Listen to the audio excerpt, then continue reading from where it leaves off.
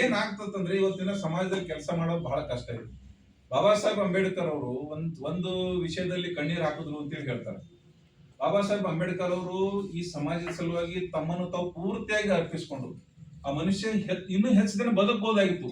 ಆ ಅಧ್ಯಯನ ಮಾಡೋದ್ರಲ್ಲಿ, ಸಂವಿಧಾನ ಬರೆಯೋದ್ರಲ್ಲಿ, ಪುಸ್ತಕಗಳು ಬರೆಯೋದ್ರಲ್ಲಿ, ಕಾನೂನುಗಳು ಬರೆಯೋದ್ರಲ್ಲೇ ಅವ್ರು ಕೂತು ಅವ್ರ ಕಾಲುಗಳು ಹೋಗ್ಬಿಟ್ಟು ಅವ್ರ ಸೊಂಟ ಹೋಯ್ತು. ಅವ್ರಿಗೆಲ್ಲ ಪೂರ್ತಿಯಾಗಿ ಶರೀರ ಈ ಸಮಾಜದ ಸಲುವಾಗಿ ಹೋಯ್ತು. ಅವ್ರು ಇಷ್ಟೆಲ್ಲ ಓದುವಾಗ ಅವ್ರ ಮಕ್ಕಳು ಸತ್ರು. ಅವರು ಹೊರಗಿನ ದೇಶಕ್ಕೆ ಹೋಗಿ ವಿದ್ಯಾಭ್ಯಾಸ ಮಾಡುವಾಗ ಅವ್ರ ಮಕ್ಕಳು ಸಾಯ್ತಾರೆ 3 ಜನ. ಮುಂದೆ ಅವರು ಒಂದು ಕೇಂದ್ರ, ಅವ್ರ ಧ್ಯಾನ ಎಲ್ಲ ಈ ಒಂದು ಸಮಾಜ ಮೇಲೆ ಕೇಂದ್ರೀಕೃತ ಆಗಿರೋದ್ರಿಂದ ಮುಂದೆ ಅವ್ರು ಮಡದಿ ಸಹಿತನು ಅನಾರೋಗ್ಯದಿಂದ ಸಾಯ್ತಾರೆ. ಅವಾಗ ಯಾವಾಗೂ ಅಂಬೇಡ್ಕರ್ ಅವ್ರು ದುಃಖ ಆಗ್ಲಿಲ್ಲ ಅಂತ.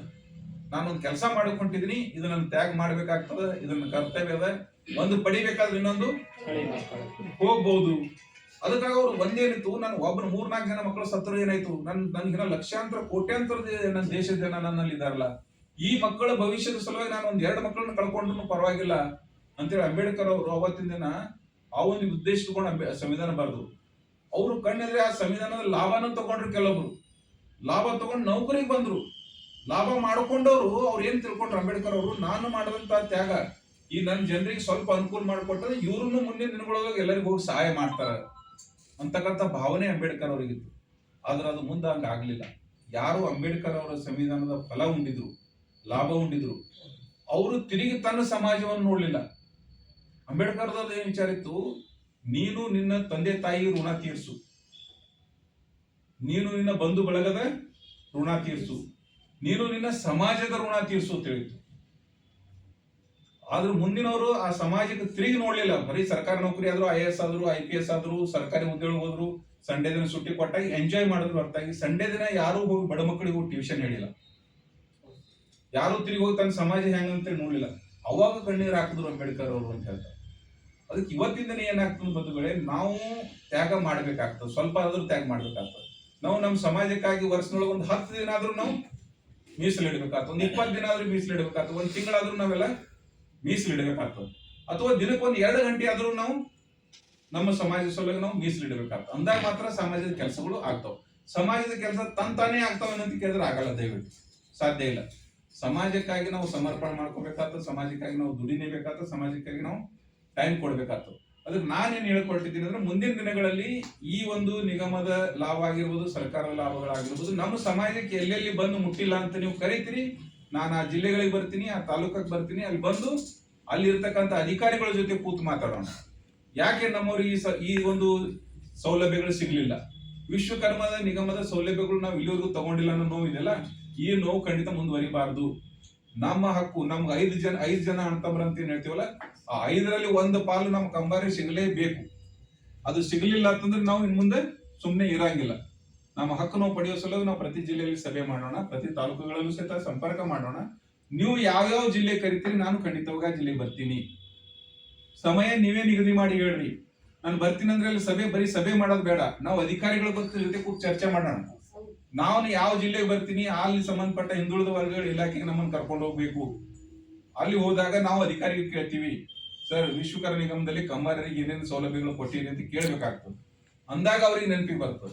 ಇವತ್ತಿನ ಶಾಸಕರ ಮನೆಗೆ ಹೋಗೋರು ಎಲ್ಲ ಕಂಬಾರರು ಹೋಗಲ್ಲ, ಅಲ್ಲಿರ್ತಕ್ಕಂಥ ಶ್ರೀಮಂತ ಬಂಗಾರದ ವ್ಯಾಪಾರಿಗಳು ಹೋಗ್ತಾರೆ.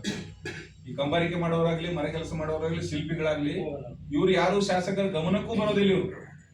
ಇವ್ರು ನಿಜವಾದ ಕಾರ್ಮಿಕರು. ಇವ್ರು ಬರೀ ತಮ್ಮ ಕೆಲಸದೊಳಗೆ ಇವರು ನಿರತರಾಗಿರೋದ್ರಿಂದ ನಮ್ಮ ಬಗ್ಗೆ ಎಲ್ಲೂ ಬೆಳಕಿಗೆ ಬಂದಿರಲ್ಲ, ನಮ್ಮ ವಿಷಯಗಳು ಯಾರು ಚರ್ಚೆನೂ ಮಾಡಲ್ಲ. ಅದಕ್ಕೆ ಮುಂದೆ ನಾವು ಸಂಘಟನೆ ಮಾಡಿದೀವಿ ಅಂದ್ರೆ, ನಾವು ಬೆಳಗಾವಿ ಅಧಿವೇಶನದಲ್ಲಿ ಕಮ್ಮಾರರು ಅಂತೇಳಿ ನಾವು ಬೆಳಗಾವಿ ಅಧಿವೇಶನಕ್ಕೆ ಹೋದಿವಿ ಅಂದ್ರೆ, ಅಲ್ಲಿರ್ತಕ್ಕಂಥ 224 ಜನ ಶಾಸಕರು ಗೊತ್ತಾಗ್ತದ, ಹೌದು ವಿಶ್ವಕರ್ಮರಲ್ಲಿ ಕಮ್ಮಾರರು ಒಬ್ರು ಇದ್ದಾರಲ್ಲ. ಇಷ್ಟು ದಿನ ನಮ್ಮಲ್ಲಿ ಬರೀ ಬೆಳ್ಳಿ ಚಿನ್ನದ ವ್ಯಾಪಾರಿಗಳು ಅಷ್ಟೇ ಬಂದು ಹೋಗ್ಯಾರ, ಆದ್ರೆ ಇನ್ನೂ ಇವರು ಇದ್ದಾರಲ್ಲ. ಮುಂದಿನ ದಿನಗಳಲ್ಲಿ ಈ ಒಂದು ಜಾತಿ ಸಮೀಕ್ಷೆ ಬಂದ ಮೇಲೆ ನಮ್ದು ಜನಸಂಖ್ಯೆ ಎಷ್ಟು ಅನ್ನೋದು ನಮ್ಗೆ ನಿಖರವಾಗಿ ಗೊತ್ತಾಗ್ತದೆ. ನಾವು ಸುಮ್ಮನೆ ಸುಳ್ಳು ಹೇಳೋದು ಬೇಡ, 40 ಲಕ್ಷ ಇದ್ದೀವಿ, 50 ಲಕ್ಷ ಇದ್ದೀವಿ ಅಂತಿಲ್ಲ. ನಾವು 1 ಲಕ್ಷ ದಾಟಿಲ್ಲ, 1 ಲಕ್ಷ ದಾಟಿಲ್ಲ. ನಾವು ಸುಮಾರು 50,000ರಿಂದ 1 ಲಕ್ಷವರೆಗೂ ಇರ್ಬೋದು. ನಾವು ಮೈಕ್ರೋ ಮೈನಾರಿಟಿ ಅಂತೀವಿ. ನಾವು ಮೈಕ್ರೋ ಮೈನಾರಿಟಿ ಒಳಗಿದೀವಿ. ನಾವು ಅಲ್ಪಸಂಖ್ಯಾತರಲ್ಲೇ ಅತಿ ಅಲ್ಪಸಂಖ್ಯಾತರಾಗಿದ್ದೀವಿ ನಾವು. ಅದಕ್ಕಾಗಿ ನಾವೇನ್ ದೊಡ್ಡ ಸಂಖ್ಯೆ ಇದ್ದೀವಿ ಅಂತೇಳಿ ಯಾರಿಗೂ ಹೇಳ್ಕೊಳ್ಳೋಂಥದ್ದು ಬೇಡ.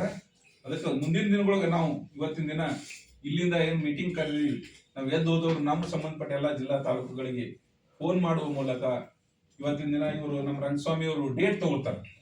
UT ಖಾದರ್ ಅವ್ರ ಕಡೆಯಿಂದ ಮುಖ್ಯಮಂತ್ರಿಗಳ ಕಚೇರಿಯಿಂದ ನಾವು ಯಾವ ದಿನ ನಾವು ಹೋಗ್ಬೇಕಾಗಿದೆ ಅಲ್ಲಿ ಬೆಳಗಾವಿಗೆ ಹೋದಾಗ ಅಲ್ಲಿ ನಮ್ಗೆ ಬಂದವರಿಗೆ ಏನಾದ್ರು ಒಂದು ಊಟದ ವ್ಯವಸ್ಥೆ ಎಲ್ಲ ನಾವು ಮಾಡ್ಬೇಕಾಗ್ತದೆ, ಉಳ್ಕೊಳ್ಳಂತ ಮತ್ತು ಊಟದ ವ್ಯವಸ್ಥೆ ಎಲ್ಲ ಮಾಡ್ಬೇಕಾಗ್ತದೆ.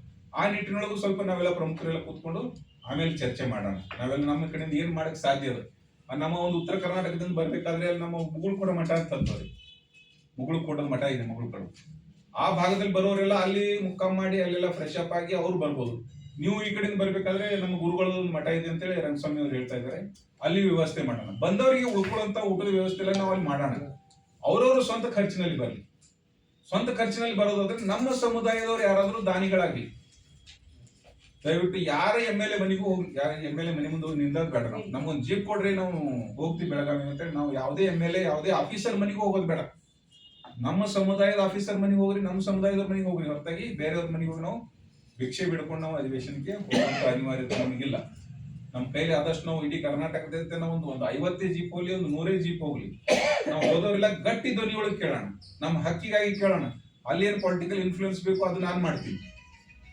ಅಲ್ಲಿ ಏನ್ ಪೊಲಿಟಿಕಲ್ ಇನ್ಫ್ಲೂಯೆನ್ಸ್ ಏನ್ ಬೇಕಲ್ಲ ಅದ್ರ ವ್ಯವಸ್ಥೆ ನಾವು ಮಾಡ್ತೀವಿ. ಅದ್ರಲ್ಲಿ ಯಾವುದೇ ರೀತಿಯಿಂದ ಕುಂದು ಕೊರತೆಗಳಾಗಲ್ಲ. ಅದು ಒಗ್ಗಟ್ಟಾಗಿ ಹೋಗುವಂತ ಒಂದು ವಿಚಾರದ ಇದ್ರೊಳಗೆ ಯಾವುದೇ ತಾರತಮ್ಯ ಬರಬಾರ್ದು. ಇದರಲ್ಲಿ ಮತ್ತೆ ನಮ್ಮ ಒಳ ಪಂಗಡಗಳು ಬೇಡೇ ಬೇಡ. ನಾನು ಲೋಹಾರ್ ಇದ್ದೀನಿ, ನಾನು ಕಂಬಾರ್ ಇದ್ದೀನಿ, ನಾನು ಗೆಜಿಗಾರ್ ಇದ್ದೀನಿ, ಇಲ್ಲ. ನಾ ಕಬ್ಬಿಣದ ಕೆಲಸ ಮಾಡಕ್ ಬಂದ್ರಿ, ನಾ ಕಮ್ಮಾರ್ ಇದ್ದೀನಿ, ನಾನು ಕಬ್ಬಿಣದ ಕೆಲಸ ಮಾಡ್ತಿದ್ದೀನಿ, ನಾ ಪರಿಶ್ರಮ ಇದ್ದೀನಿ. ನಮ್ಮೂರಲ್ಲಿ ನಮ್ ಗೆಜಿಗಾರ್ ಅಂತ ಇರ್ಬೇಕು, ನಿಮ್ಮೂರಲ್ಲಿ ಕಮ್ಮಾರ್ ಅಂತ ಇರ್ಬೇಕು, ಇನ್ನೊಬ್ರಿಗೆ ಏನೋ ಅಂತ. ಅದು ಯಾವ್ದು ದಯವಿಟ್ಟು ತಲೆಯಲ್ಲಿ ಹಾಕೋಬೇಡ. ಯಾಕಂದ್ರೆ ನಮ್ ಬೇಡಿಕೆ ಒಂದು ಬಹಳ ಸ್ಪಷ್ಟವಾಗಿದೆ. ಕಬ್ಬಿಣದ ಕೆಲಸ ಮಾಡುವವರ ಸಲುವಾಗಿನೇ ಅಂತ ನಮ್ಗೆ ಸ್ಪಷ್ಟವಾಗಿದೆ. ನೋಡ್ರಿ, ನಾವ್ ಇವತ್ತು ಬೇಡಿದ ತಕ್ಷಣ ನಮ್ಗೆ ಯಾರು ಇವತ್ತೇ ಹೋಗಿ ನಮ್ ಕೈಯಲ್ಲಿ ಕೊಡ್ತಾರಂತೇನಿಲ್ಲ.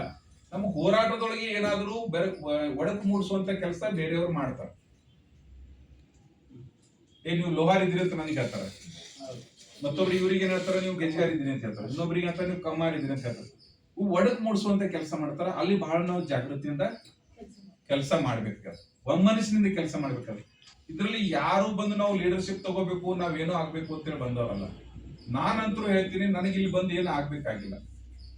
ನನಗೆ ನಿಮ್ಮೆಲ್ಲರನ್ನೂ ಎಲ್ಲಾ ಜಿಲ್ಲಾ ಕೇಂದ್ರಗಳಿರ್ತಕ್ಕಂಥ ವಿಶ್ವಕರ್ಮ ನಿಗಮದ ಬಾಗಿಲು ಬಡಿಸಿ ಅಲ್ಲಿ ಒಂದು ಸಲ ನಿಮ್ಗೆ ಅಲ್ಲಿ ಈ ರೀತಿ ಕೆಲಸ ಮಾಡಿಸ್ಕೊಳ್ಬೇಕು ಅಂತ ಕಲಿಸಿ ಹೋಗ್ಬಿಡ್ತೀನಿ. ಮತ್ ನಾನು ನಿಮ್ಮ ಹೆಸರು ಹೇಳುವ ಯಾರಿಗೂ MLC ಟಿಕೆಟ್ ಕೇಳಲ್ಲ, MLA ಮಾಡಿ ಅಂತ ಕೇಳಲ್ಲ. ನನ್ನ ಜನಗಳಿಗೆ ಒಂದ್ 2 ಸಲ ನಂಗೆ ಅವ್ರು ಅಲ್ಲಿ ನನಗೆ ಅವಕಾಶ ತಪ್ಪಿದೆ, MLA ಆಗುವಂತ ಅವಕಾಶಗಳು ತಪ್ಪಿದೆ. ಮುಂದಿನ ದಿನಗಳು ಮತ್ತೆ ನಾನು ಅಲ್ಲೇ ಪ್ರಯತ್ನ ಮಾಡ್ತೀನಿ. ಅದಕ್ಕೆ ನಿಮ್ದು ಸಹಕಾರ ಇರ್ಬೇಕಾಗ್ತದೆ ಮುಂದಿನ ದಿನಗಳದಾಗ.